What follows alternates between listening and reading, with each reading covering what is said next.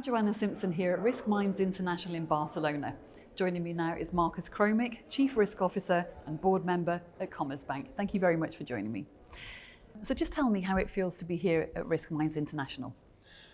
Joanna, I would say it feels great to be here, but more important, it is important that we're here. Yeah? We have so many risks right now floating on us and happening and accumulating and talking about geopolitics, talking about cyber risk, talking about, of course, climate risk, that it's really important that we use such a conference like the Risk Minds to learn from each other, because we have not much time to lose. Yeah? And we should really make sure that we use the knowledge which we have inside our groups and amongst us to get ahead of the curve.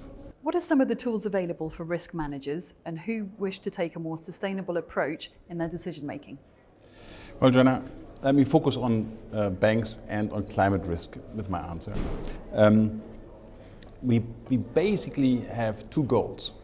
We want to save our bank from climate risks coming through the client's portfolio, and we want to save or to help to save the world by financing things which improve the situation and not worsening the situation. And for both goals, there are metrics around that you can use to measure risk and the improvement. We need data and a little bit of governance to get the things right. On metrics is maybe the most important one. When we talk about save the world, for us the most important metric are the Science-Based Targets initiative. So that we signed up for this initiative, so Commerzbank committed itself to have a certain improvement in the carbon footprint of our finance portfolio. So for each industry sectors, these scientists tell us how do you have to reduce emissions so we get it done.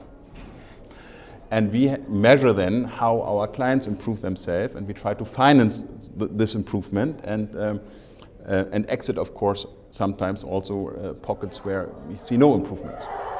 And so over time, we committed ourselves to get a better footprint in our finance portfolio. So that is a very important metric for us in our steering already now. And then for the risk part, for the Save the Bank part, well, we have seen stress tests conducted by the supervisors. We are developing own stress test methods, which are important. And of course, we also use and developed a climate risk score now which we use basically for every corporate client. So more than 100 billion exposure of our portfolio have been scored with a climate score, where we see how much is the client affected to that risk and how likely will he be able to cope with it. And we use this basically now also to underwrite and decide how much underwriting are we doing. And for certain buckets where we see high climate risks, it becomes very difficult to underwrite credit risk over a longer period. And what challenges and opportunities lie ahead when building a more sustainable approach to decision making and strategy in risk management? The biggest challenge is about data. Yeah? So you need so much data. You need the carbon footprint of a company or of an individual. You need, but also you need to know how the company is planning to reduce the carbon footprint. So how do they want to get it down? And then you need to know not only what kind of footprint they want to reach, but also how they get there and how much will it cost. So which technical evolvement or technical ideas do they need to implement to get the transition where they want to go? And of course, these data are not at all yet complete and around. Yeah? So you have big problems, for example, for small and medium-sized companies to do it. However, it's better than you might think. So for the Science-Based Target Initiative, where we calculated already our footprints of our portfolios, we had already data on 2,000 clients. I was really surprised when I heard the numbers from my team. I was thinking about a 3-digit number, but not about 2,000. And now, of course, the force is with us. So, because the larger corporates asking their supplier to basically provide their data, so everyone is now trying to get this data and to measure it. So over time we will get more data. But we can also help ourselves with data intelligence and with analytics. So for housing, very important, like carbon footprint of individuals and of the houses.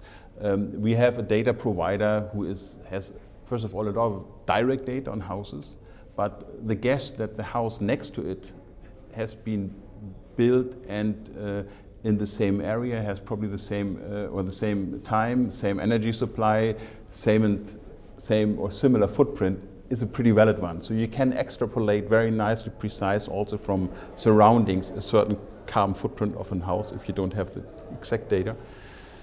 And we started to use artificial intelligence to get footprints. So we look at similarity of payment data to estimate a footprint from payments.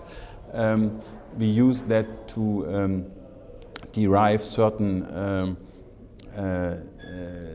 news and